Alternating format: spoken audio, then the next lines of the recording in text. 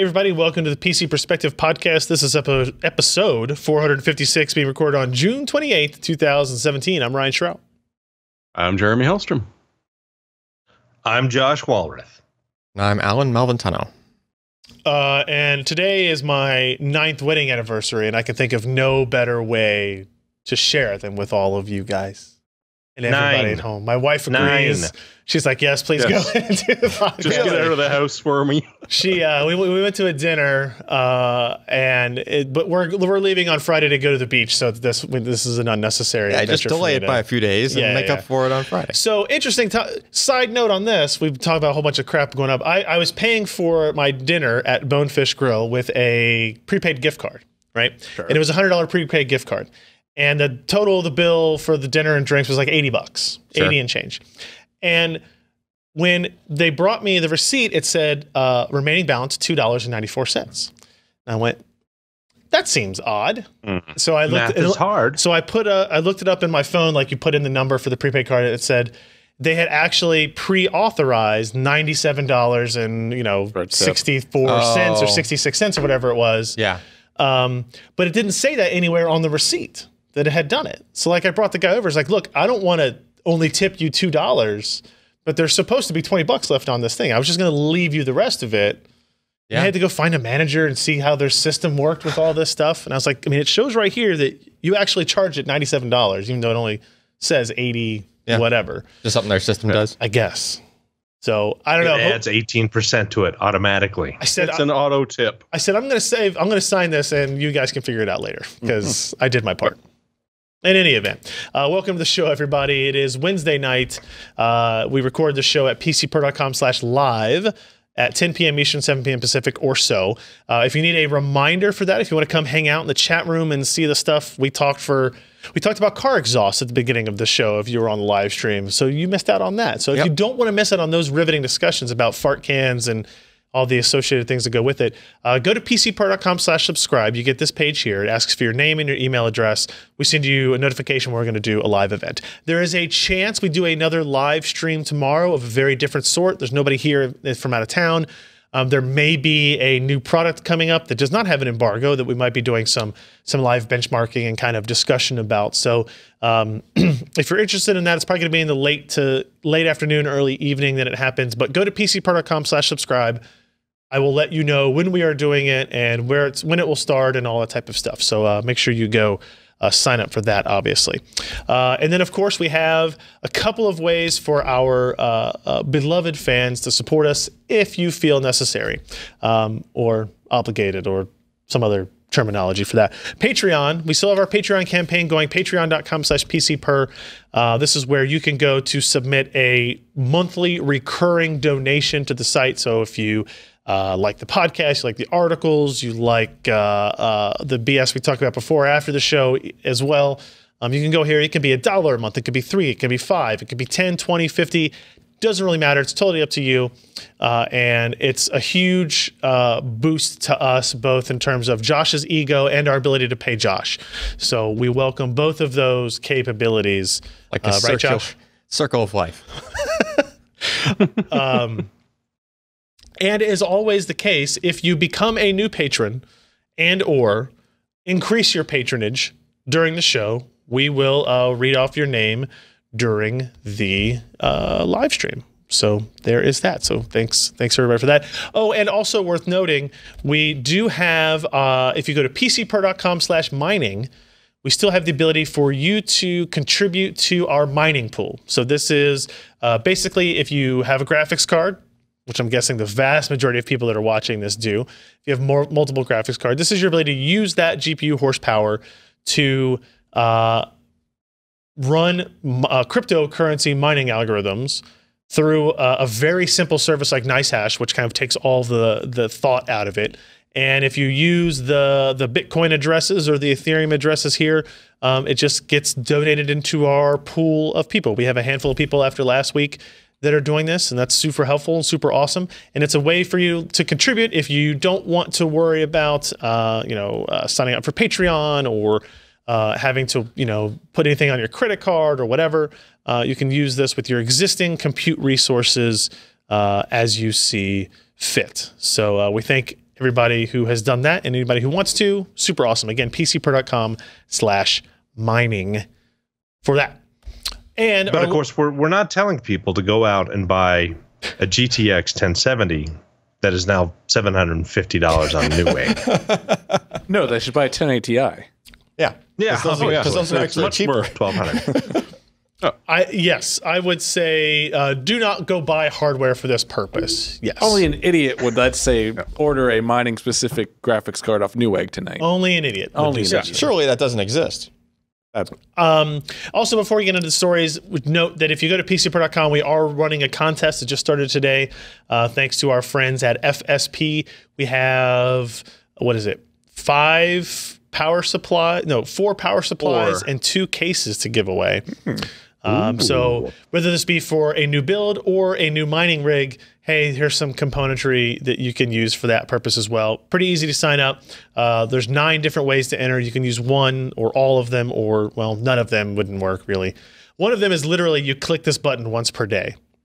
So I think you guys, even those that hate Facebook and Twitter, should be able to enter the contest once per day with that capability. So keep that in mind. So thanks to our buddies at FSP. That'll be going on through another 2 weeks or so, less than 2 weeks now.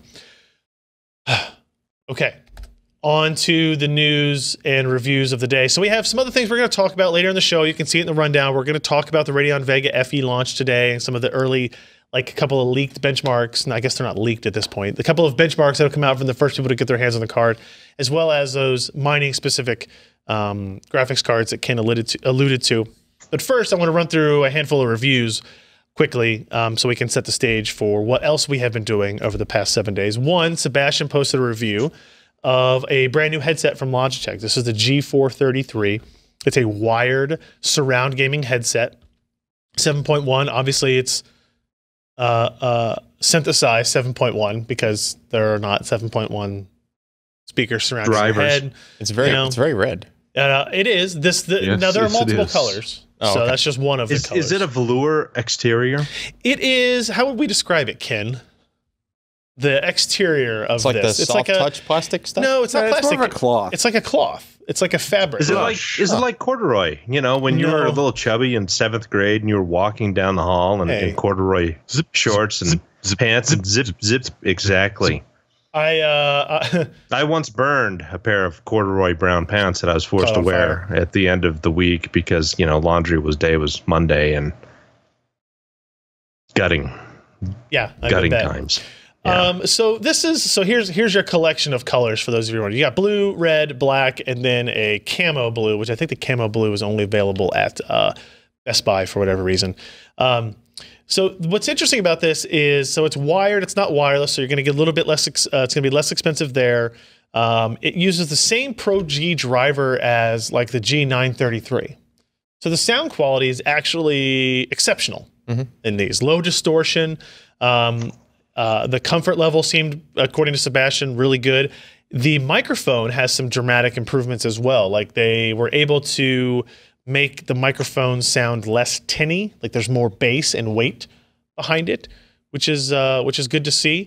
You can see the ear cups are removable so that they're washable, which was a nice thing to have, especially if you're a sweaty individual. Don't look at me. I try not to. I mean, as often as I can. You know, they have a lot of the same styling traits, I guess, that I would say to some of the previous ones, like the G533 or whatever, 633, 933. But it's the sound quality that really sold Sebastian on them. They use those same drivers that they had developed for the higher 933s. Is that what the ones were? Yep. Nice. It is. So they're slowly bringing them down to the lower cost product lines.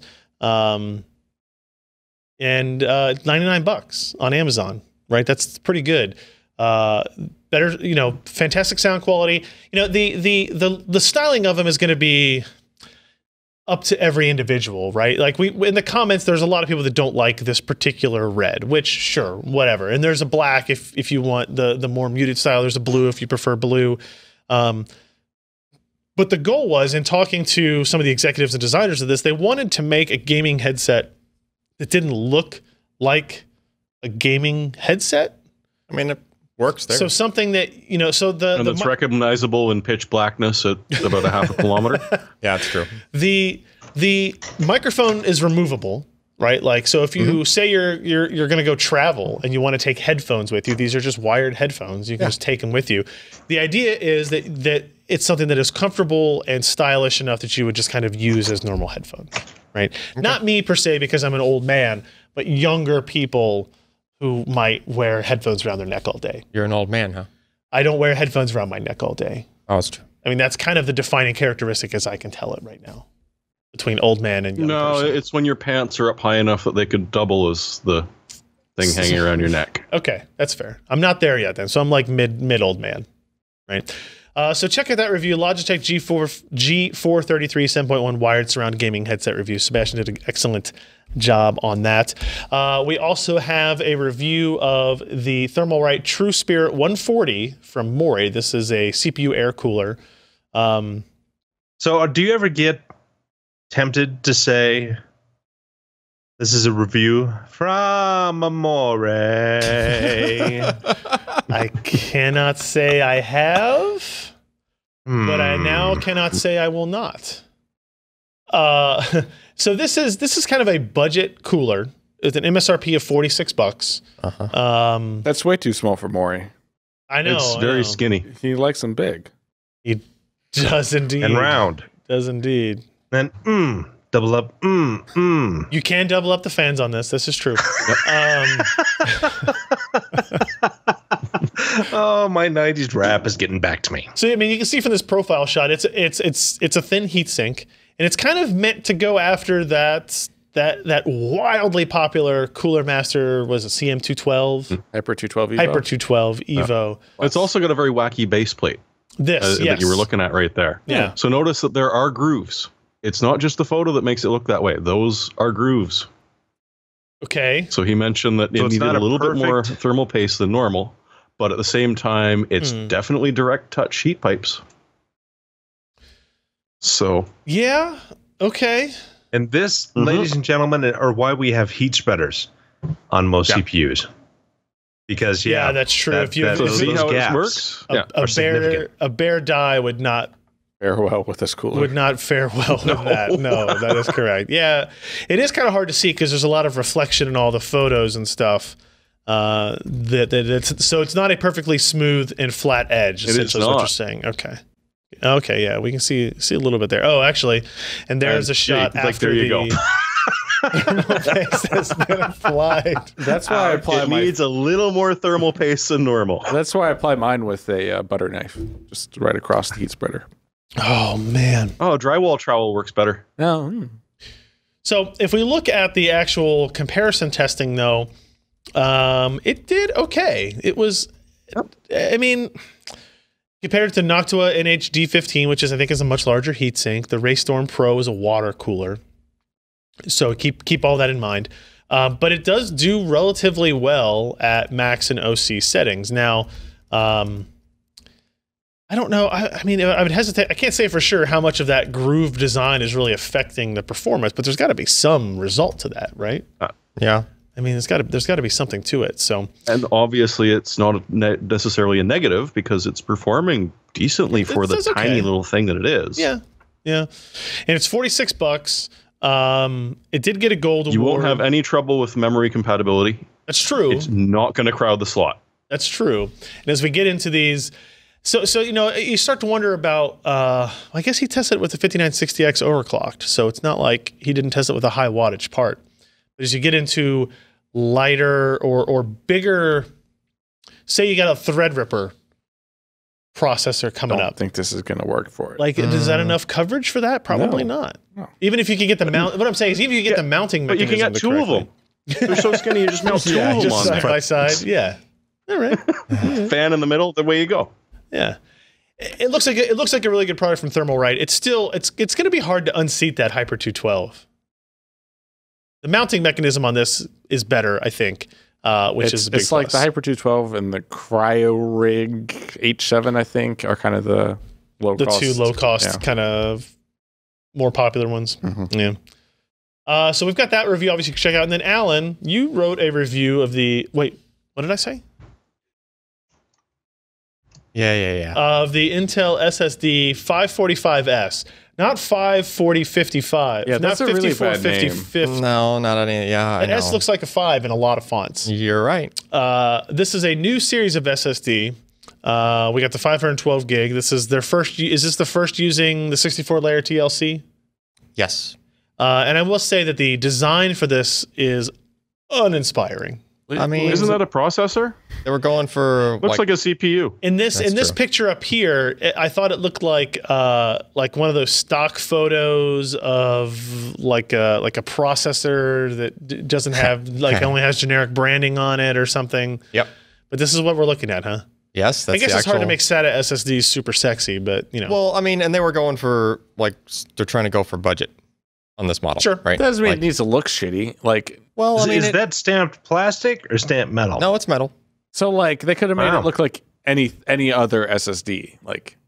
Why didn't they put a skull in the middle? Well, so there's a lot of metal in their other housings, like their older style SATA housings. So they needed something like thinner and lighter, I guess. Sure.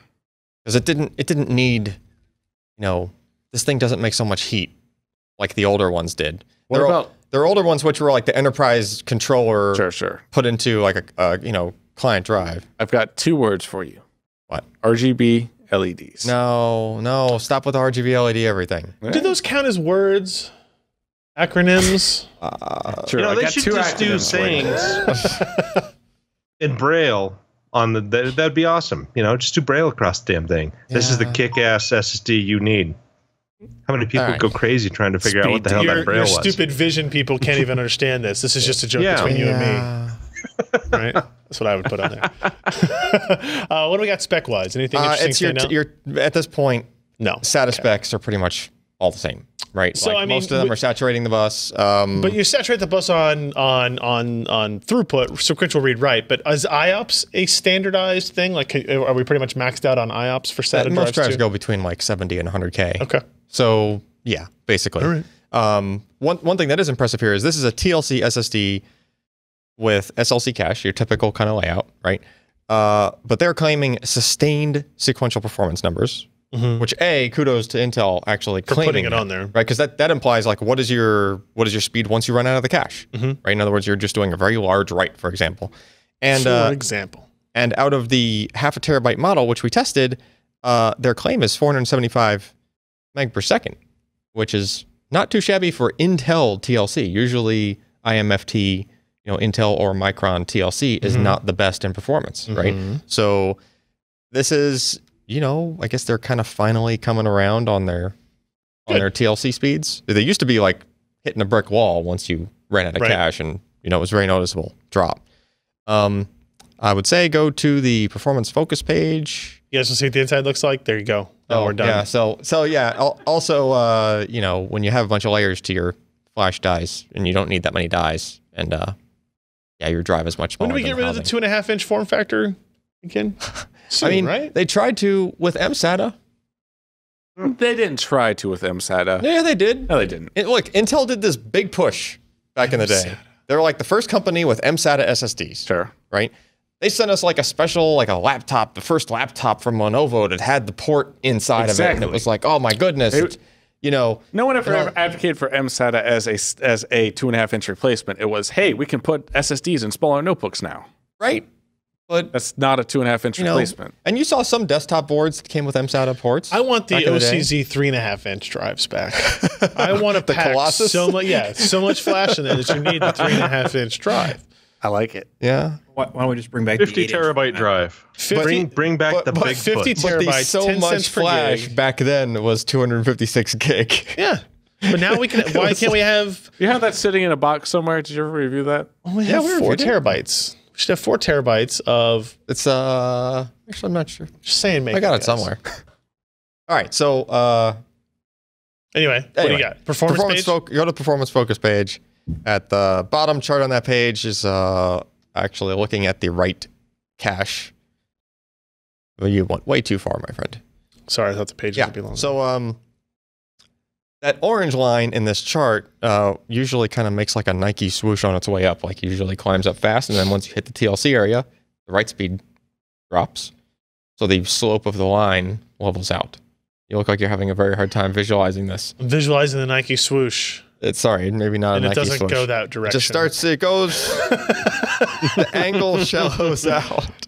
Okay. Anyway. It's an upside down Nike swoosh. I got it. Kind of, yeah. I got it. Okay. But if you look here, like it's basically a straight line all the way across. It's actually really hard to tell where the change is. Yes. It's at about the 10 second mark. Yeah, it's at about the 10-second part. You can see it barely. It kind of just barely tilts down a little bit. So your rate of writing, which is the blue line, by the way, there is a fall off, but it's reasonable. It's reasonable. Now, granted, lower capacities of this drive are going to have a more significant drop. The drop will be further, not just earlier. Yeah. Well, the earlier or later depends on how much cache they decide to put on the different models. Right. This model, it looks like it's only about 5 gig worth.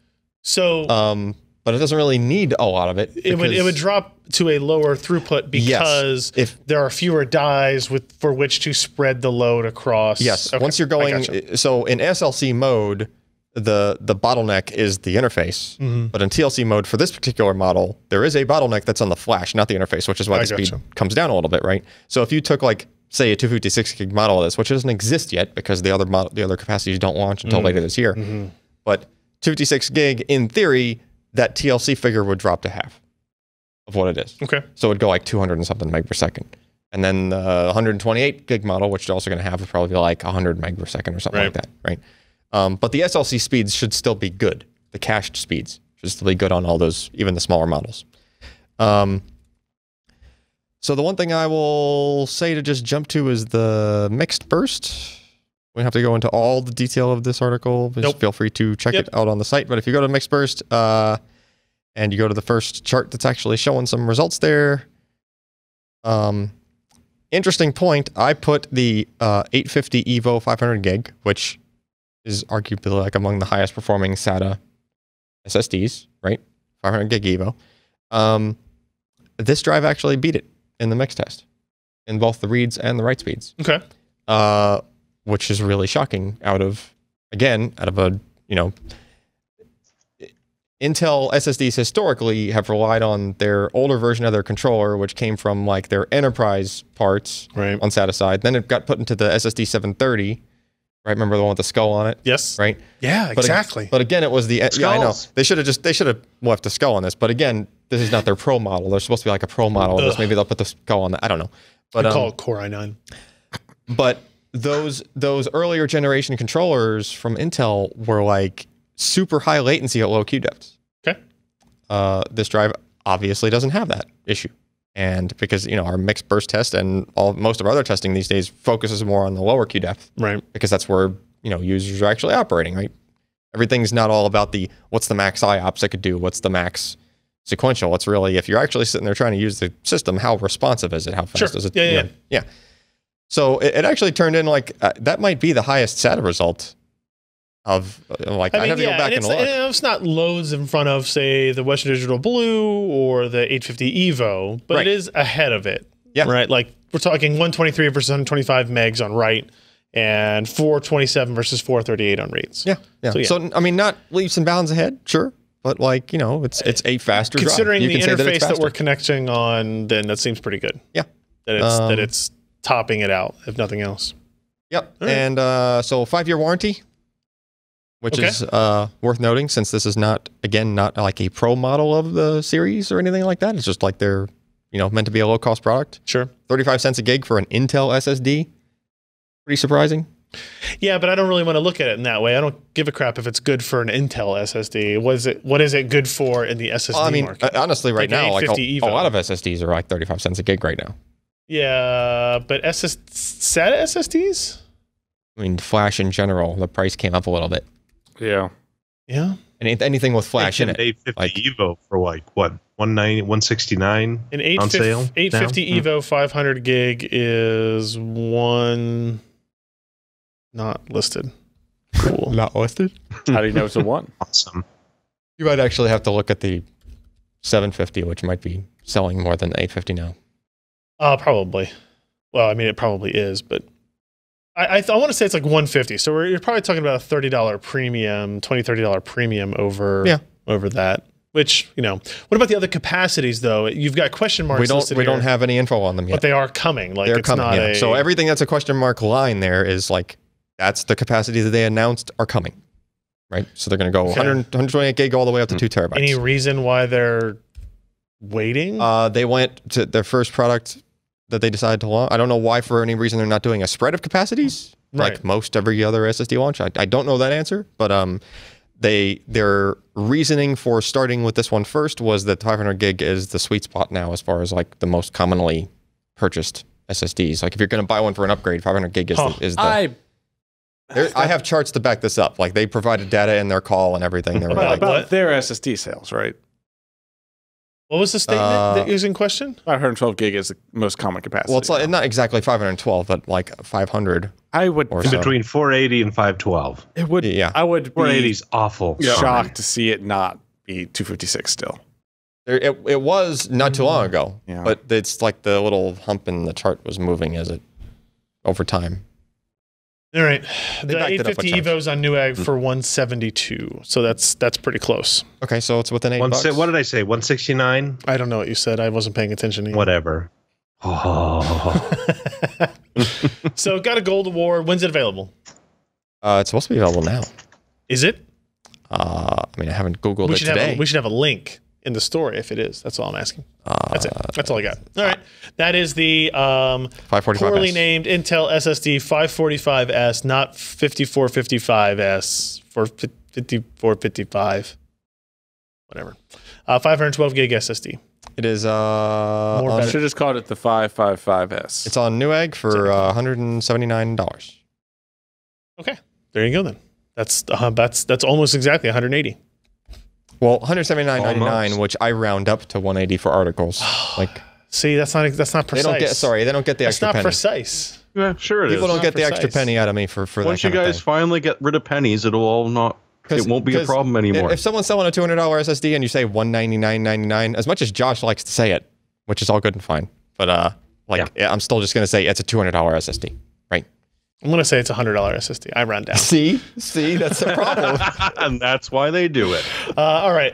Our last review of the evening comes from Sebastian again. This is of the Samsung Galaxy S8 Plus, the new flagship phone on the Android market, according to Sebastian. And look at that photo, guys. That is a nice photo. That is a nice photo. You should be like a professional. Of a nice screen. Like, I don't know how he got, like, if you try to, you know how you can't take a picture of something to show color being amazing because the screen you're looking at it on might not be that great. Like, he somehow, I wasn't looking at that. It's called photo editing. Yeah, it's called cranking the exposure. Or the exposure. That's a good picture, too, if it doesn't show the screen because it's off angle. It's a very artistic photo. Yeah. I mean, it would be made even better if he could show his child drooling in the background on the reflection.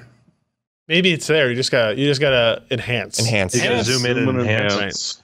Right. So I don't want to spend a whole lot of time on this, but I would encourage you guys to go check out the review because Sebastian did an excellent job on it. This is the S8 Plus, so it's the larger 6.2-inch screen, but it has an odd resolution, right, of 1440 by 2960.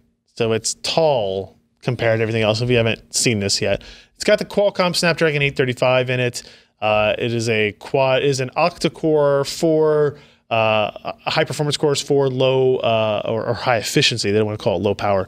High efficiency cores. Adreno 540 GPU, 4 or 6 gigs of RAM. The 6 gig of RAM is when you have the 128 gigs of storage option, which is available at 64 or 120 gig. It has the Snapdragon X16 LTE modem, which not as important today, but the capability to support gigabit LTE moving forward is pretty awesome. 802.11 AC, 2x2 MU-MIMO, Bluetooth 5.0, A2DP, aptX, USB 3.1, Type-C. Pretty much all the features you could ask for in a high-end phone are available. Android 7. Yes, you have a question. You know what? If you can scroll up a little bit,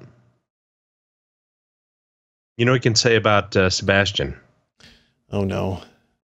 He likes them big and round. He does. He also likes IKEA tables because that's clearly the same finish of the table that I'm presently sitting at. Yeah. Yes. Maybe not the same table, but definitely the same black-brown finish. It's a pretty safe bet it's IKEA. Pretty safe bet. Now, it's an expensive phone. This was $825 if you buy the US version unlocked on Amazon. Obviously, differs by carrier and all that goodness. There actually have been some really good sales on this from the carriers. Have there? I have a friend who just bought one, like buy one, get one. I forget. Okay, yeah, I did see that. From who? Yeah. I think maybe T-Mobile. Yeah. So it's the options are available out there. Sebastian goes into the display on this. He talks about it. It is a pentile display, but a diamond pentile matrix that he adores for keeping text sharp. The previous phone he looked at, the Pixel XL, did not do that. So this is an improvement over that. You can he's got some close-ups of the text on that screen. Again, fantastic photography work. Fantastic photography work. It's got the always-on screen. He goes into the testing of the Sony MX333 sensor that is apparently gets high marks again as well. Excellent sharpness and detail from quick handheld shots. Look at that flower. Look at that bokeh. Just popping. That's not post-processing. Look at that tree somewhere. I mean, Sebastian and I have had conversations about this. The Yes, Samsung camera app does post-process. We have arguments about this pretty regularly.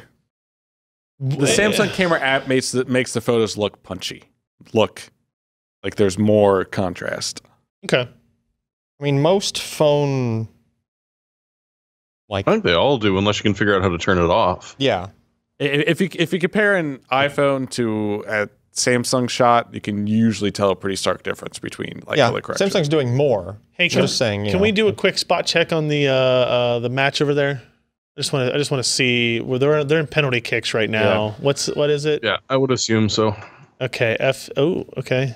Oh yeah, eat it. Now we're up 2-0. How's that work? Because we blocked one. No, but we've blocked 2 of theirs. How many do you have to get? Yeah. You get 5. Oh, best of 5. So it's best of 5, but if you're tied, then you just keep going one more. Okay, so we've got a big, I think this is actually a conspiracy against most people. Probably. That you take a picture and you look at it and you look at the real life thing, you look at it again, you look at a real life thing, you think, you know what? My life is really drab as compared to everybody else's.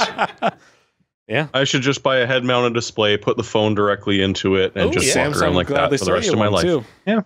Yeah.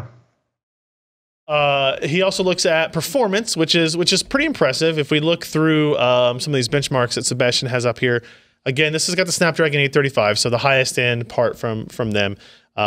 If you look at the performance of the Snapdragon 835 and the Kirin 960 and the Huawei Mate 9, it's pretty much neck and neck in both single and multi-threaded performance overall. The Apple iPhone 7 with the A10 Fusion part has a much faster single-threaded perf score, but a lower multi-threaded perf score. So kind of an interesting comparison and kind of what we've expected to see as we look through these results, right? The Snapdragon 835 does really well on gaming tests, graphics, GFX bench, Manhattan ES 3.0, 1080p off screen. It's the leader by a significant margin. The second place being the Snapdragon 821, and then the Apple iPhone 7. So in terms of just raw GPU performance, Qualcomm has the big advantage in that area as well. So you can see as we look through 3D marks, big benefits there. Battery life also super impressive. Oh yeah. Cincinnati just won. Mm-hmm. Just won. Yeah. Who's playing again? Cincinnati, that is in the USL, which is the league under the MLS, and apparently we were in 6th place in our division. And there's a US Cup that is going on that is like any team from any league can enter. Like I think Zach was telling me that like some beer league team entered and made it past the first round type of thing. So FCC just beat the Chicago Fire, which is the best MLS They were the best team. They were the top ranked MLS team. Yeah.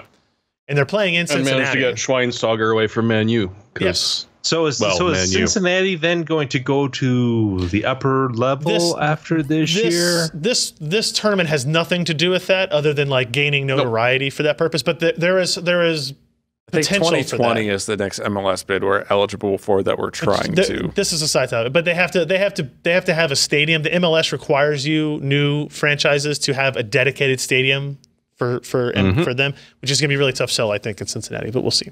In any event, battery life. Battery life. 15.2 hour. 3 hours more than the Pixel XL, right? With almost the same battery size in it. And better even than the Huawei Mate 9 that has a larger battery. So impressive device. Gold award from Sebastian. He says it's almost perfect, but even though it's not perfect, he still wanted it, and I made him send it back to me anyway. So I apologize to him already for that. So there you go. Excellent review, excellent photography, and be sure to check it out. Samsung Galaxy S8 Plus. And if you've been looking at those deals for the buy one get one, now you have a review to tell you if you should care. All right, now let's get to the news. We're going to start with the most popular story on PC Perspective over the last 7 days. Oh, it's over there. Yeah, go grab that for me. Don't forget to untangle. Okay. The GeForce GTX USB drive. It's like literally. You can't see it. It's in front of my. Too small. It's in front of my speaker. Yeah. Yeah. No, the box. I don't know where the box went. I'll make your laptop faster. Plug it. Yeah. No, I don't think that's how it works. So remember, they Speed boost. How hot does it get? How many CUDA cores does it have? 0 and all. What's of the TDP on that? Why doesn't the fan spin? Probably like 3 or 4 watts. See, Jeremy's got the right idea. I want to like put a little miniature motor in there, make the fan spin, and put some LEDs. So remember, on April Fool's, NVIDIA posted a video that basically said, "Hey, we figured out how to put AI into a USB stick so it can play your games while you're AFK." Right? Like you go to pick up the pizza because gamers and pizza. Am I right? I do like pizza. And it will continue to play the game for you. Well, they got there's a lot of reaction to the idea of this tiny USB stick size GeForce GTX product. So they made one, and they sent out some to the media. They're giving a whole bunch of them away if you have GeForce Experience installed. They're kind of doing a random giveaway on that. That's a lot of memory for a video card. Who's got that installed? So it does have 64 gigs of frame buffer. So that's nice. It's pretty speedy. And they even put it in the Founders Edition like packaging. It's almost big enough to hold the NVIDIA driver. Almost. So it was rated at what? 111 megs read, 43 megs per second write. You can see it. It's adorable. It's a little push button on the back to extend the USB drive on it. There it is. Oh, see how cute that is. Here's my complaint.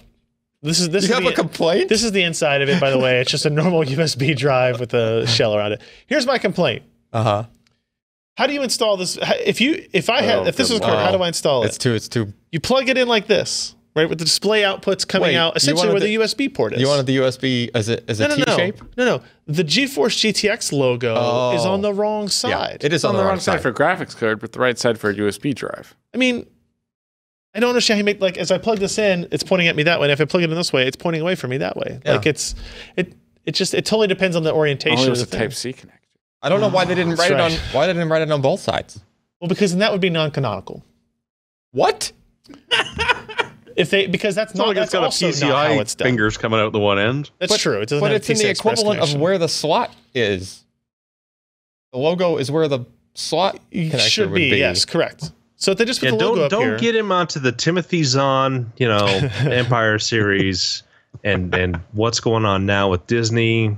Let's just avoid that altogether. And I wasn't kidding, by the way, that this upsets me because literally this news post that I posted on the site was the most popular story on the site over the last week. I think like the GeForce Twitter account linked to it over the weekend and their Facebook linked to it or whatever. So that, just a huge push by a bunch of people.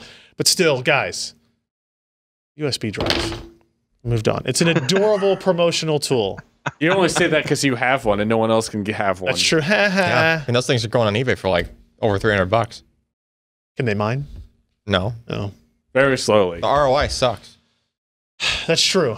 Yeah. Anyway, away from that. Let's get to the real stuff. So the AMD Radeon. No, is it Radeon? Yep. Yeah. Radeon Vega Frontier Edition. Yeah, it's not RX Vega. It's Radeon. That's Vega. the consumer version. Okay, so Frontier. So wait, I gotta ask about this because I kept seeing you guys put FE on stuff. Frontier Edition.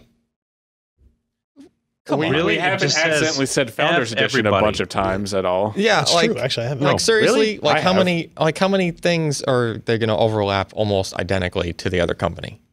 Not performance Well, levels. the next model is going to be the Vega P100. I don't mean that, but like you got the AMD motherboards and then like intermixed with the Intel motherboard numbers, the and then B350, and now you got like you're seriously going to put FE Ryzen 7. Frontier says It's like find another word that starts with F. Like I'm going out. You don't want another word that starts with an No, F. I'm saying that's what they're like marketing guys. Oh, this FE thing is yeah. Let's honestly, find I'm gonna another be honest FE with you. spoken like a marketing guy. I had not made the connection Wait, to really? to Founders Edition because I never called it FE. I just call it reference. That's funny because I did. I've made the mistake Or in talking Frenulum about Edition. it several times. So in any event, the card that we've known about for a while officially launched on the 27th yesterday, which means it went up for sale, for pre-order, whatever you want to call it. Apparently, it started to show up in a couple of people's hands. Mine actually shipped today from Newegg. I paid $999 for the air-cooled variant, whereas the water-cooled variant is $14.99. Good lord, Is that's that an expensive correct? water cooler. With That's an the same expensive water specs cooler. on the inside. That's the thing that's something that upsets me, that confuses me, is both on the Newegg page, both are listed as 13.1 teraflops for both the air-cooled and the water-cooled version. Yeah. The air-cooled version is listed at a 300-watt TDP. Mm-hmm. The water-cooled version is listed at a 375 watt A TDP. water cooler does not take 75 watts. No. But in theory, yes.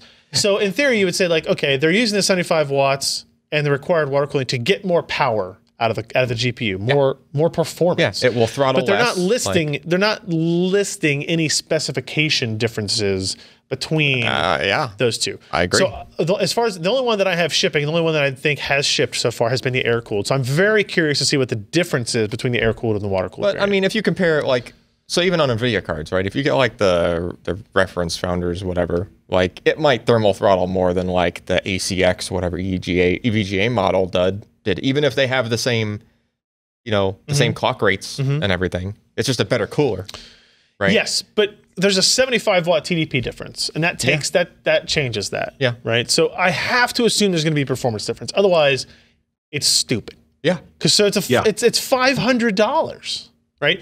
Unless it's way quieter, and there are some people that are going to be willing to pay that much more for a much more quiet. But if it's quiet, it doesn't like it could still be a 300 watt part. Not just quiet, but you can stack them a little bit closer together. So if you're looking at it as, a production card, and you're trying to stick a bunch in, there's no fans. Yeah, if you they can fit in a little bit closer, but figure out where to put a bunch of those water blocks. You're going to put like multiples of the water coolers. This way, everywhere. just have them hanging outside the case. Just stick it out of the case. Yeah, definitely never done that. Yeah. But the one thing I could never find, and I did do some digging around for this, is there's a boost clock of 1600 megahertz. That's literally the only number I could find. And it lists the same for both, I don't know what the base would be. Yeah. Like what? So it may just be that the water cooler is actually going to sit there, whereas that's true. The air cooled one might just hit it, like the wee little Fury that they made. Yeah, that's true. Wonderful card, but I could see that, and then you'd be able to just claim the same peak teraflop performance level, right? 13.1 teraflops. You could just say it, and the water-cooled version just hits it more often, or continuously. Yeah. But that's a pretty big difference, and it's still even then that's still $500, right? So now the question becomes: will the air-cooled version? How much does it throttle? Is it like the Nano had a lot of problems with its frequency going up and down because of its power limitations, not necessarily its cooling limitations, but its power draw limitations. Yeah. So I'm really interested to see what this does. Hopefully I should have mine tomorrow and we'll be able to see. We'll be able to do some testing. Yeah. And I have a Titan XP, the legit XP. Capital P or lowercase p? Or I think they do a lowercase p. Oh, okay. Yeah, the actual full GP102 version of it. So we'll be able to do some testing on that tomorrow. There was a leak of some benchmarks. The first one I saw today, I don't know if any more have come up since this afternoon, that a user, because this is how the internet works, a commenter in the WCCF Tech website was the first one to post that he had one. And he started posting these pictures, right? The card looks cool. I still think I like the design of it, right? It requires 2 8-pin power connectors, so that's maybe a little bit concerning. But I still think design looks neat. A couple of caveats for this guy's one benchmark number. It was using a 550 watt power supply. Apparently, according to the AMD website, this video card requires an 850 watt power supply, which is kind of insane to me. That makes no sense. If they put a TDP level of 300 watts on the card, there's no reason that the rest of your system would use 550 watts. I don't understand any of their logic behind some of these things. But the theory being that maybe his results were like throttled because it couldn't supply enough power. I don't think that's the case, actually. Worth noting, the very inefficient GeForce GTX 690, which was a dual GPU card, only required a 650 watt power supply. Right? So keep that in mind. There's really no such thing as like the GPU could not possibly know that the power supply cannot provide either the thermal. Yeah, no, it would either become unstable or not. Yeah, like, that's my thought as well. The system would crash. Like your 12-volt rail would start dropping, and like so they run through some screenshots. They have it on GPU-Z. Obviously, it doesn't really understand what it is, but it does notice that it has 16 gigs of HBM2 memory. And then what is this? This is like what 10, 12 consecutive runs of the card. And you can see where it's in gaming mode. In gaming mode, which is that's a lot of variance. It is.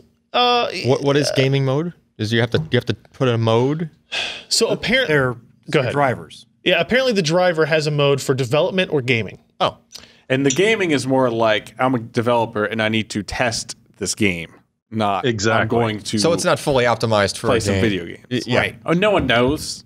Oh. So yeah, no one in AMD has talked about it, but I'm sure that if you force the issue, their claim would be that it's probably similar. The drivers for Frontier Edition are not optimized for games today. Yeah. Blah blah blah. However, I say blah blah blah dismissively. I apologize. However, 3D Mark is not one of those cases. Right. There is no earthly possibility that AMD's driver for any GPU that exists today or 2 years in the future is not incredibly optimized for 3D Mark. There's no possibility that that's the case. That's true. For DirectX 11 3D Mark. Yeah. Okay. It's like you had only one job. Right. Almost. Right. Yeah. So with that in mind, I believe the scores seen here are probably pretty indicative of the performance of the card. They should be. Right. And it is roughly an overclocked GTX 1080 performance level, plus or minus. Okay. Right. Based on these results. And this is a $1,000 card. This is the $1,000 card. Now, keep in mind, this is not aimed at gamers. Right. Like, they're not trying to sell this to gamers. They're not pretending to try to sell it to gamers or anything like that. It is very much a prosumer development product. Okay. Mining card. Mining card, yes. The one thing that pops into my head when I see this, and scroll up a little bit. Oh, hold on. No, that's the wrong kind of scrolling up. Oh, yes. You broke it all. Uh-oh. Oh. What the heck? Okay, I can describe it. Please do. So it's got a clock of 1600. So what is the max clock of an RX 580? I don't remember. Like it's what, 14 something, 14 something? Yeah. So at least with a bigger chip and essentially the same process, AMD has improved that speed.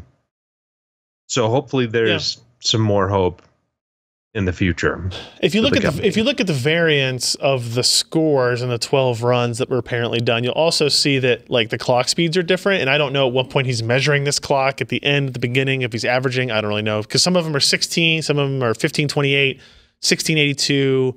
Like it seems to be, that those are the three, 82 megahertz plus or minus. Isn't that part of the report? Doesn't it give you something? If you decide to save those results? Yeah, that's probably where he's getting it from. Oh, you mean from 3D Mark? Yeah. Oh, okay. Okay. I think 3D Mark gives you some gotcha. analytic stuff at the end. So and apparently they ran 3D Mark Firestrike Extreme, which puts it between a 1080 and a 1080 Ti, and then 3D Mark Firestrike Ultra, which puts it again almost on par with the GTX 1080. So that's pretty much all we have now. There's a ton of other screenshots. Apparently there's somebody who did an unboxing video that looks like there's a video card inside some styrofoam. So this being a developer, air quotes, whatever, like what else does it do better, supposedly? I mean, nothing. It slices, it dices. No, I mean, like, I'm talking like, okay, so on NVIDIA, you have like, the... So the Titan XP, right? And the Titan line, kind of as a whole, has been this in between for GeForce and Quadro, right? And they did it by like you had more memory on the Titans than you did on the GeForce line. Sometimes they would unlock which was it, the Titan or the Titan Black that unlocked FP64? The original Titan. Was it the first one? Yeah. That unlocked double precision. They really haven't done that again because that, I think, maybe infiltrated too much into the Quadro and Tesla was line. Buying them just for that. But now even for NVIDIA, like if you look at the Titan XP, it's what's it, $999 as well, and it only has 1 gig more memory than the 1080 Ti, and it only has slightly better performance than the 1080 Ti. So it's like it's kind of mixing in. But for AMD, they're just trying to go after the higher margin world with this product to start with. So I mean, okay, so the TDP is 300 watts? Yeah. Compared to... Unless you get the water-cooled one, in which case it's 375. Compared to 250 for a 1080 Ti, but some of those... And a Titan XP. Right, but some of those results were more closer to 1080 speeds, yeah, right? and the 1080 has 180 watt TDP. Right. So... That's a problem. If that's what plays out... So it's roughly 50% more power draw for this card, given for the performance. So I've already got emails and requests into AMD where I say, hey, I'm testing games tomorrow. First thing I'm doing, sorry about it. I know you're not going to be happy about it, but I'm going to test games on this tomorrow. Yeah. Is the driver that's publicly posted the best one I can use for today? If you want to make a statement that I put at the beginning of my story. Somebody was saying in the chat you can install the RX drivers. There's only one driver posted for Vega on their site. I looked today. Yeah. Oh. Yeah. Like it has to recognize the card, right? The I driver's still not. Yeah. But in other words, like the claim I assume AMD will make is this driver is not optimized for games today. So any of the results you see should not and will not be indicative of RX Vega performance, right? And it's the case with every AMD launch or every GPU launch damn near for that. Well, it depends on where they start, right? Like, if I reviewed a Quadro P6000 and it didn't look as good as a 1080 Ti, they would make similar claims. This driver and platform is optimized for professional applications. But there's no way, like AMD could not, obviously knew that when this card was launching, people were going to buy this and use it as a predictor of RX Vega consumer performance. Yeah. Sure. And I think it's like this isn't a Quadro, this isn't a Fire Pro. Right. So it doesn't have the professional code paths and the certifications and everything. It's that in-between card. So like comparing it to a Quadro P6000 isn't exactly fair. It's like when we got the Titan X and we tested the Titan X when that came out 8 months before the 1080 Ti, and we knew exactly how 1080 Ti was going to perform. Yeah. It turns out that mapped pretty well. Yeah. It was very proportional. Right? Yeah. So it's I'm not gonna make any kind of assertions about this product yet. From people I've talked to that have seen it hands-on for a little while now, they're really impressed with the build quality. But if the performance is close to that of a 1080, that puts a really interesting spin on what next month is going to be like. Because if you're talking 120 watts more power, for the same level of performance, chances are enthusiasts will be willing to roll with that. Yeah, the desktop you're not going to care about. You're not going to care a whole bunch unless it gets super hot or super loud. And then it comes down to the price. Right? And there's no way they're going to sell this to the consumer for $1,000 because they would sell very, very few of them. But it'll be interesting. Like, so basically, tomorrow I'm going to do all my gaming tests on this card, and if it turns out to be matching a 1080, I'd be like, well, AMD needs to sell this for $499. Yeah. Right. And that's the assertion we make. That's the assumption we make. So we'll see tomorrow. Hopefully it shows up. You never know. Do you have 32 cameras? Go ahead, Jeremy. Do you have 32 cameras? Excuse me? Because that is one of the things that this comes with, and we'll use Scott's story as well. But Radeon Loom will ship with this card, and that's their VR app for doing 360-degree pictures. Okay. And it'll handle up to 32 individual cameras, which is interesting, relatively impressive. So it'll be interesting to see if that's one of the tests you can do is do a VR of the church. So is this also a little judgmental about next generation memory technologies versus what's available now? I mean, it's HBM2. Yep. I mean, it's only one half of the theoretical width that they can do. It's a 512 gigabytes per second or 500 gigs per second compared to the 1024 that HBM2 would do with either 16 or 32 gigs. 16 gig card, but we've got GDDR5X on a 1080 Ti doing significantly better. Okay. Just throwing this out there. You think they invested in the wrong technology? Are they looking at the wrong area? Is it more GPU designed versus what we're doing with memory? If I have to just put out a guess at this point without knowing the final product performance, it's unfortunate timing on integrating HBM. Like putting all of your eggs in one basket of HBM, being restricted to the timelines and cost structures of that platform and those memory products, which stinks because they don't have they apparently didn't have a very easy to grasp backup plan to release, mini Vega that is using GDDR6 that's available, in August at a much better price point or something to that effect. So I don't know. Well, that leads into another question, which is how this high bandwidth cache controller is going to work. Because in the PR that they're saying, it can address up to, I'm just trying to find it here. 2 terabytes, I think, right? 256 terabytes. Oh, that's a lot. 256 terabytes worth of system resources. That's a super impressive number, and it's super impressive technology that means jack all to games. It's true. Right? Exactly. And probably very little to even the classification of products that would be Quadro level, maybe some. But like when you get into like Tesla level of high performance compute stuff, AMD's technology there may make a significant difference. But what AMD may be able to do with something like that, and I don't know if this is the case, but if they can sell 8 gig variants of RX Vega instead of 16 gig variants of RX Vega, but utilize system memory or SSD caching in a way that prevents there being any or very minimal performance delta between an 8 gig and a 16 gig card, even in high resolution circumstances, then maybe it's useful for that. But I really have no idea what it's going to mean for the average consumer in any immediate time frame.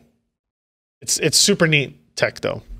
The other thing that AMD did today was they released, probably not a coincidence, the Radeon ProRender for Blender and SolidWorks. So this is kind of their free ray tracing engine for those applications.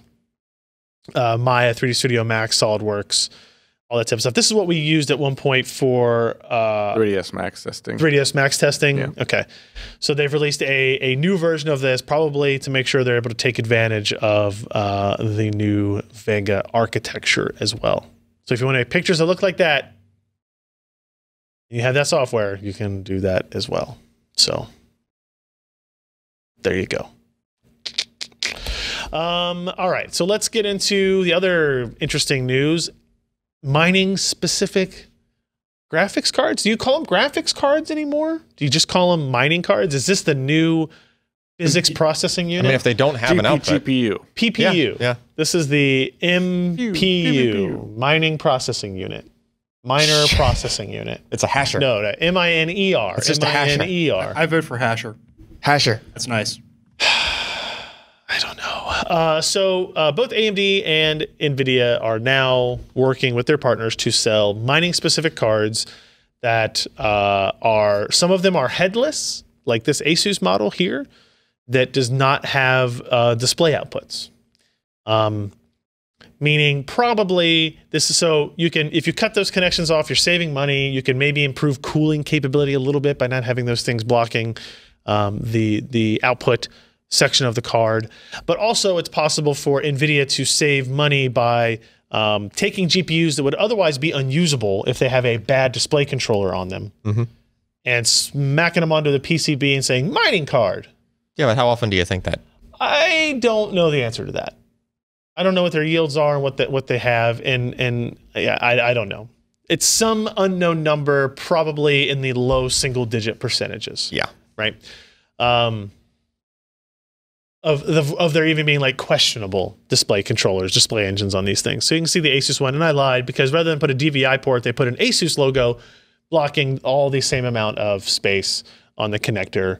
Anyway. Well, that's what I do find interesting. silly. So both AMD and NVIDIA are doing this. We've seen ASUS and Sapphire and several others on the NVIDIA side. NVIDIA's doing it with the GP106 and GP104 apparently, but NVIDIA appears to be much more particular with its partners about not using the word GeForce or the GTX brand because all of them have names like this: ASUS Mining P106 6G, right?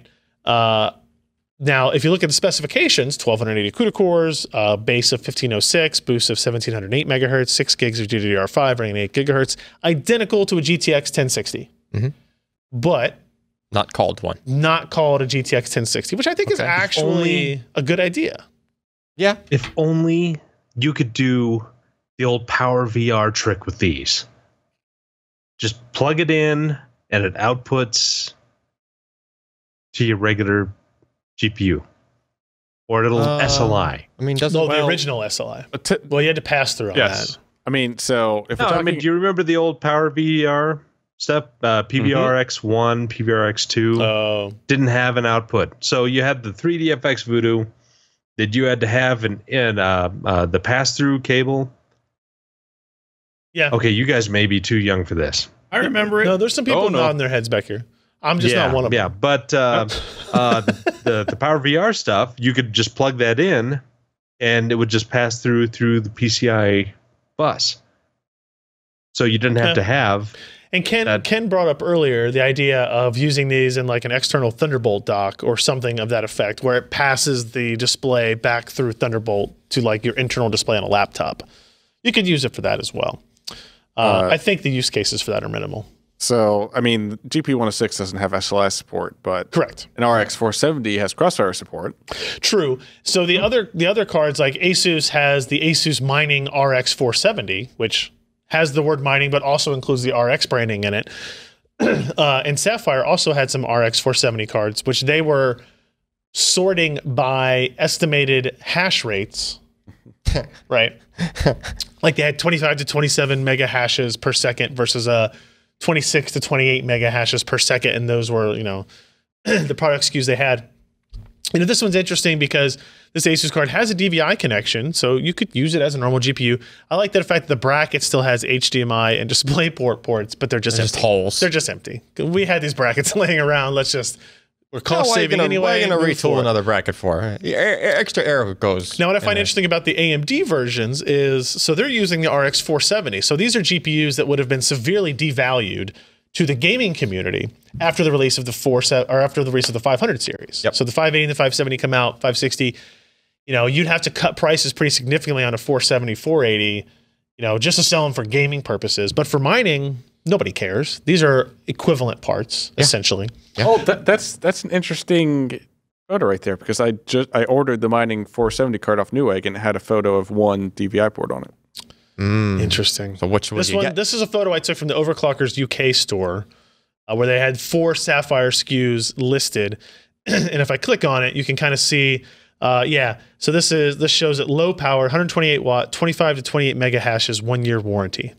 And so as you scroll down the line, as the price goes down, you go from 8 gigs to 4 gigs of memory and lower mega hash rates and probably higher power consumption. So now they're bidding for different things. Yeah, memory vendor is one of the things that on the Newegg listing, it was Samsung versus not Samsung. Samsung gets higher performance and Ethereum mining. So it's $10 more for that particular card. Yeah.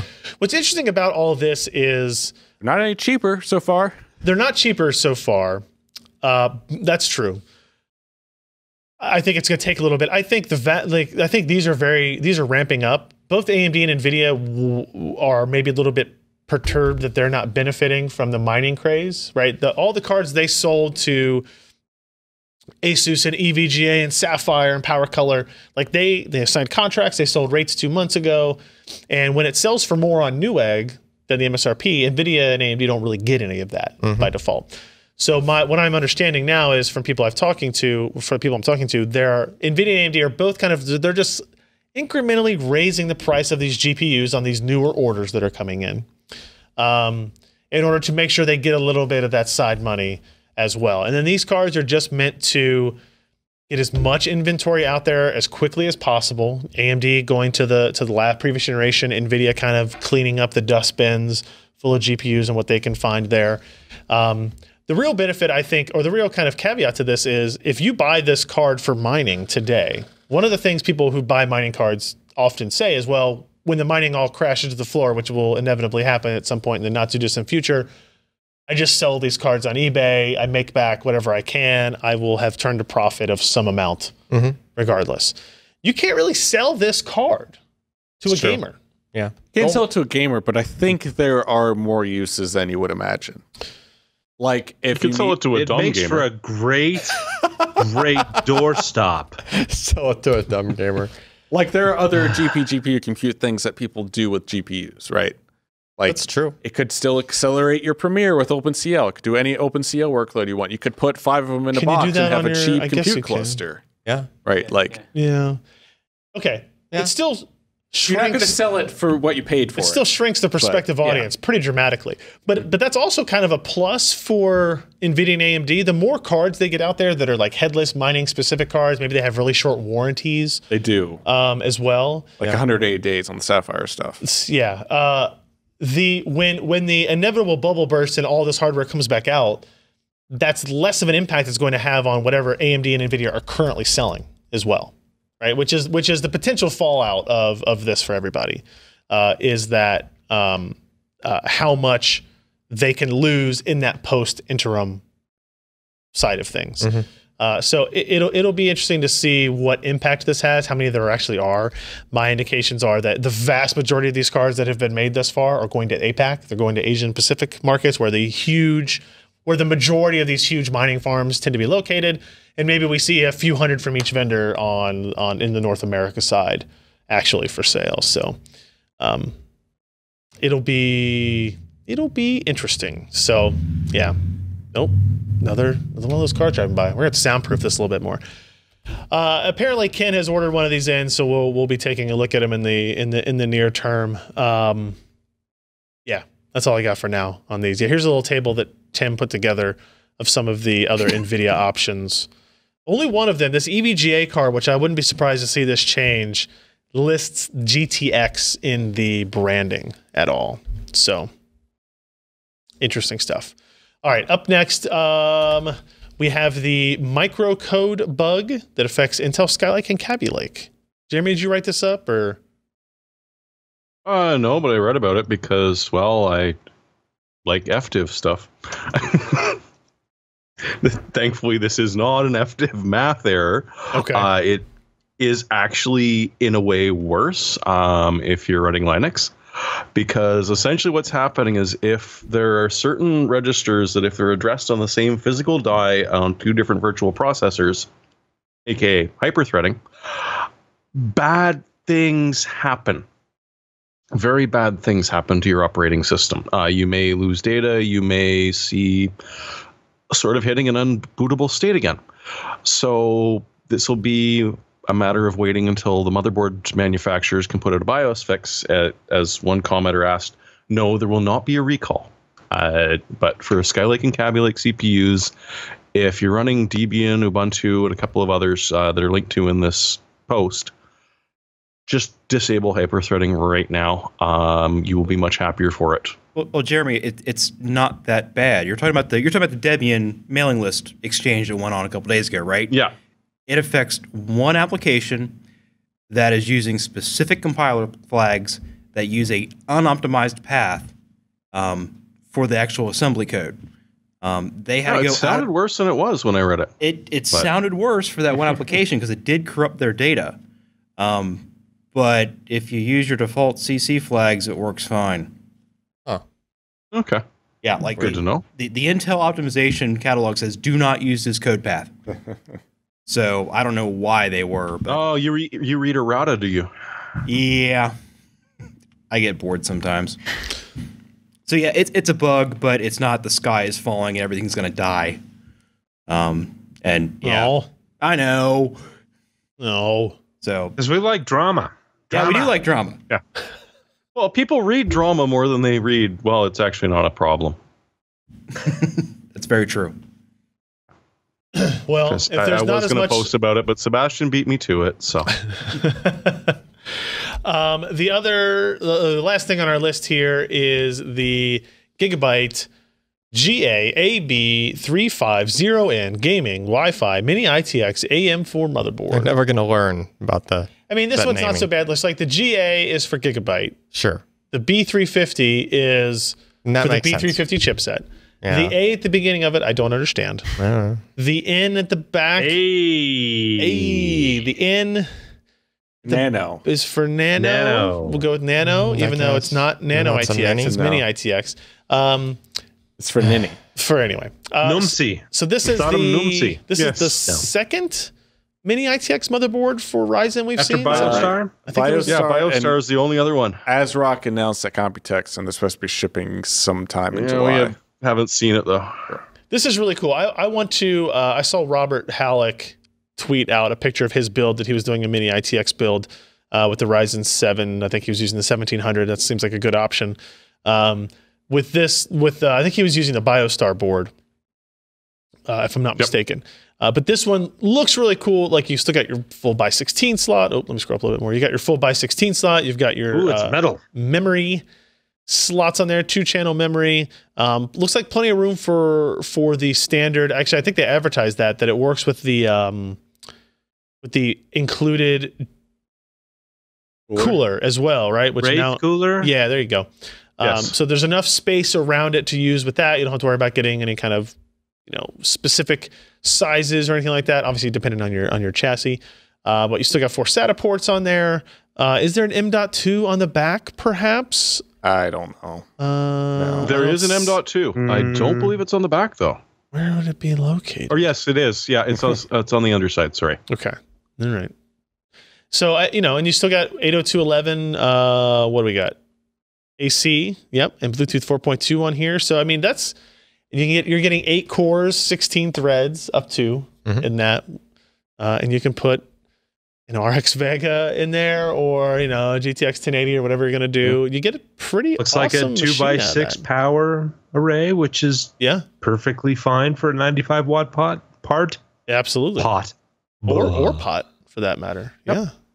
Can I complain for a second? Yes. No. I recently built a micro ATX machine. I was using the Corsair Air 240. Yep. I like that chassis, and we had one. And there are no micro ATX Ryzen boards. Micro ATX Ryzen boards. Yep. You could put this one in there. That's true. You could. It would seem stupid. It's kind of a waste. So I built an Intel machine instead. Because I literally couldn't build a Ryzen machine in that case. No micro ATX Ryzen No micro ATX. Nope. Like we said, this is the second mini. Yeah. I don't think he's going to invent 3 announced total. This will be the second one to hit. Fine. All right, so there you go. I think that's, not to say that Ryzen is lacking in a particular space, but the idea of getting mini ITX, 8 cores, 16 threads into a mini ITX platform is pretty compelling. You're not going to be able to do that with Threadripper. Just everybody keep that in mind. You don't know I'd love to be proven as long wrong. as if they could build the motherboard into the chip. If ASRock, you could do it. But that's about all. If ASRock can do it, they will. That's true. I'm convinced. Why does the CPU have a bunch of DIMM slots on top of it? It's ribbons coming off the CPU to a by 16 PCIe connection that you can just mount anywhere inside of the case. That's a pretty good idea. I mean, they got 64 lanes. They can use that. They can afford to waste that. All right, everybody. So let's get into our hardware software picks of the week. I'm going to go first on this one. So I imagine this has been chosen before. We've probably talked about it before. I am now using it for the first time for like a personal project, and I'm finding it very helpful most of the time. VMware Workstation Player is a free application, right? It basically lets you create virtual machines on your PC with whatever. You have to have your own installer, right? So you can install Windows 10 on it, 8.7, Linux, whatever you want to install in these virtual machines, and then that's it. As long as you have the operating system to run it, you can run it. The reason I'm using this now is I have this crappy piece of software that I use for a golf league that I'm in to manage that doesn't run in Windows 10. And rather than use an old system with Windows 8 or 8.1 or 7 and have to have a second laptop, finally, Alan suggested that I install VMware Workstation Player. We created a Windows 7 install on it of 20 gigs or 30 gigs on this machine or something like that. And now whenever I need to operate with that software, I just click on VMware, hit play on that particular VM, which is the only one on my system, and it boots up, and it boots up quick. And it's a nice clean install. Everything has worked perfectly well. Have you tried the Unity mode? I have not. What does that do? That might be in Workstation. I'm not sure if that's in just the player. Yeah, you might need like the full version of VMware. Is that where you can merge seamlessly use applications back and forth? Or? Yeah, like you can minimize the VM and have like your golf app. Oh, really? Just sitting on your desktop as if it was on its own. I don't think you can do that with the free version. Yeah, maybe the player. But it's kind of neat, even just to like mess around with. Like if there's other operating system things you want to try or applications you want to try and you don't want to screw up your install, you want to compartmentalize things. I even debated, and Ken talked me out of it, and I think it's probably a smart idea. I switch laptops a lot, like we get review laptops in and stuff. The idea of creating a virtual machine with all of my stuff, that I could then just copy a big file over to the next laptop and not have to reinstall applications and copy data over and do all that type of stuff. It's true, but it's a little bit hacky. There's a couple of things because essentially I'd have to worry about like 2 Windows updates on every machine. Well, the biggest issue there, local OS and my Windows 10 VM would need to be updated. The biggest issue there is you're trying the other laptop to see how responsive it is and things like that, and you don't want a VM layer in the middle of the actual use of the laptop, right? Yes, and there's also the idea you also have this little bar across the top that is access all your VM tools. That's basically there the whole time. It minimizes, but it's kind of there the whole time. So it's kind of nice though. Here I am inside Windows 7 on this machine that I just fired up, and then it put it into suspend mode, and now I'm back. Yeah, and you can do that back and forth. So. It's like I said, it's been around forever. It's not a new thing, but I imagine a lot of people that haven't tried it. It's totally free to download and try. Even if you just want to put a Windows 10 inside a Windows 10 and just say you did it. So you mess around with virtualization and Windows Inception. And then can you put you can't install VM player inside a VM though, right? No, you can't. I think they stop it. It breaks. Because it gets very mad. Can you hardware virtualization? You can software virtualize it. You can't use the extensions. You can't use the virtualization extensions 2 layers in a row. But it'll go really slow, in other words. Put it that way. Yeah, that kind of defeats purpose, at least for me. All right. Can I DirectX? Can I massively correct myself? I meant to say X370. There are no X370 micro ATX boards. There are a crap ton of B350 Getting some comments, are you? Yeah. Okay. But there's apparently one X370 now, so I'm just wrong all over the place, like usual. If it turns out, Ken, if you just never look at the chat, you're right. You just disappointed Kyle. If you never... Kyle says he bought Daikatana yesterday. He said it was on sale. I hope it was like minus $3. Wow. Just a thought. Like $1.99 or something. Who's next? Jeremy. All right, so this drone at its normal sale price is ridiculously overpriced. For $70, it's not too bad at all. The Code Black drone with a 720p camera on it for $70 pretty much means if you do manage to crash it into a lake, you don't care overly much. So if you've got a drone but it's dead, you want a new drone, or you've never got a drone, $70 is not too damn bad for this thing. It's 2 different flight modes. One is just dead simple. I don't know what the hell I'm doing, but you can turn that off and play around with it a little more. You might want to spend the extra, I think it's $15 to get that, so that when you run it into things, it doesn't completely die. But yeah, it's a decent deal that's going on for a little while now. And if you want, search that site for a little bit more. There's cheaper versions without the camera. Cool. Honestly, yeah, 720p for $70. Play with it. Correction, I take back what I said about Kyle's Daikatana pick of the week. We're just full of corrections this week.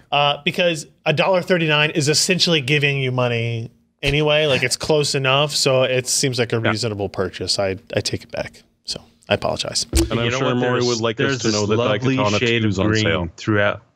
Sorry, go ahead, Jeremy. I was just going to say that Maury probably desperately wants you to know that Daikatana 2 is also on sale, so someone will play with them. That's fair. There's a Daikatana 2. They made a second one? Yes, they did. Why? Flo Wang is back. No, Daikatana. That's Shadow Warrior. Am I thinking of the wrong one? Oh, I'm thinking of Shadow Warrior. Yeah, Daikatana is very wrong. The Romero one, where it's gonna kick your bitch ass. Is that what the? Yeah, what was the developer or the? I'm gonna make it your bitch. Yeah, it's going to make you your bit. It's bitch. Yes, yes.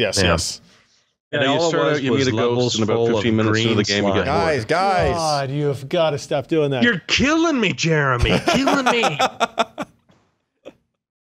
Was it funny, Josh? Do you need to repeat it? Nope, it's not. Okay, not anymore. Just green. The moment Josh, is the whole goddamn game is green. Shades of slime and green. All right, now what's your pick? Not Daikatana. Okay, that's already been taken by Kyle. Okay, so Shadows of Mordor, $4. Only $2.61 more than Daikatana. And it's much better. And it looks good. And it's not green. All right. In fact, there's shades of grayish green because it mostly happens at night. And it's still kind of green. Okay, maybe I should take this back because it is a lot of green with shiny things. Look at that green. Green. It also starts out with a ghost. Yeah, but now you got crazy. Look at all that green teeth elves and greenish ghouls. This is a very good game. Shine. I don't know what the hell you're talking about, but for $3.99, it's a very, very good game. It won many like Game of the Year awards as well. When did it come out? 2015? No, 2014. 2014. September 2014. Yeah. Jeez, that's almost 3 years ago. Nemesis system. Yes, the sequel is it this year? I don't know. The sequel is coming out. They showed it at E3, so I know it's coming out soon. Yeah, it's very unique and very good, and it's pretty. Well, it's probably still pretty.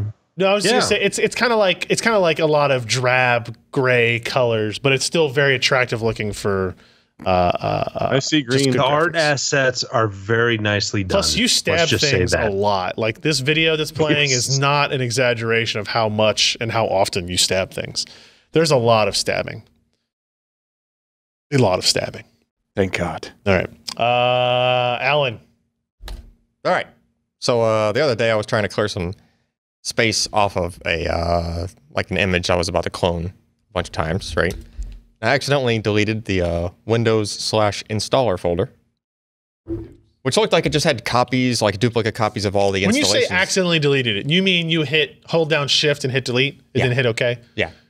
Okay. Well, and then like within 3 seconds, I realized that all of the icons for all of those apps that were installed turned into the blank icon. Those are good. Because it turns out the icon is actually pointing to the we're in this installer not the best folder. way of doing it. It's kind of weird, right? Yeah. And that was actually the only thing that was wrong, because the program still worked. Just like it broke the icons. And I was like, it maybe broke other things you just weren't aware of yet. Well, but it did. Here's the other thing it broke. Here's the other thing it broke. So I then tried to update one of those programs, like install the newer version. Yeah. That installer tried to uninstall the older version. Yeah. It couldn't do it because the installer was missing. Yeah. Yeah. And I got stuck in this borked kind of registry, whatever. Just so you formatted and reinstalled, right? No. Okay. So I'm Googling around for this problem, and it turns out like there were other things in the past that have caused this problem, like Precision X did it at one point. like it just broke its installer loop or something. It deleted in one directory up from where it should have. Yeah, like it kind of did. I don't know. It did something wrong or whatever, right? And there were some other programs that did this too. But apparently, there's a fix. So there's this tool made by Microsoft. It's like it's on their knowledge base. Fix problems that block programs from being installed or removed, right? You dumb idiots. Is what it should say. And the name of the, like, once you run it, it's the Microsoft Program Install and Uninstall Troubleshooter. So it's just this little troubleshooter app that you run. Can you imagine, like, so there had to be a day at Microsoft, the OS team, and somebody comes in and goes, we've got this problem, guys. Yeah, I'm like, so sick of this stupid installer thing. Some guy deleted the uninstaller, and now he can't uninstall an app. Can we please write an app that allows him to uninstall his app? It was really frustrating. Grumble. It was like, yeah. I mean, this is why Windows is a mess. Hepcack. Yeah, like I actually got stuck in, like, it got to the point where I was like, okay, fine, I'll just manually go delete the thing, right? And I was like, it deleted the thing. The entry was still still existed in the uninstall or the add remove programs, and it still wouldn't let me reinstall the program, even though the program wasn't even on the disk anymore. Like, it was just, it was horrible, right? So this program just goes through, looks for issues first, and then if it doesn't find anything obvious, then it's like, okay, what's the thing you're trying to uninstall? It just shows you the list. Like, here's all the things Windows thinks is installed. Yep. Like, just pick the thing that you're having the problem with, and it will just like manually just go through automatically. But it goes through and just like makes it as if it was never on the system. It kills all the registry keys, kills all the, like, any little nook and cranny of where it was. Can you do that with apps that aren't screwed up? I think so. I'm just saying, like, in terms of, like, people often complain about not being able to get rid of registry things. Like, sometimes when you run the actual uninstaller for an app, it still leaves registry crap behind. Oh, no, So it's not like that. For that. It's not like, I don't think it's like that. Oh, yeah. It only gets rid of the things specific to the, like, add or remove programs chain. Gotcha. Like the thing that would stop you from being able to reinstall or clean install an app or something, right? Yeah, but it was just for my next track, let me watch me delete EMM386. Oh, well. I don't use that. I was just surprised that System 32, it's superfluous. Yeah. You just get rid of it. I don't get why since that tool has been around since like why it's not built into like Windows 7 or something. No, not that that's not built into Windows, but why hasn't somebody just sat down and went, okay, if the installer is gone, like there are other situations where you go to remove a program and it'll just be like, I can't do it. You want me to just remove the entry? Yeah. Like, and it just does that. I always like it when when a pop-up comes up and says, did this app install correctly? Because we don't really know. And you go, sure. I guess. I guess it did. Maybe. You're supposed to tell me that. You tell me. Oh, well. Yeah, but it just, the nifty little tool. The clever tool is fix problems that block programs from being installed or removed. Yeah. And it actually... It did that thing. It did that thing. Yeah.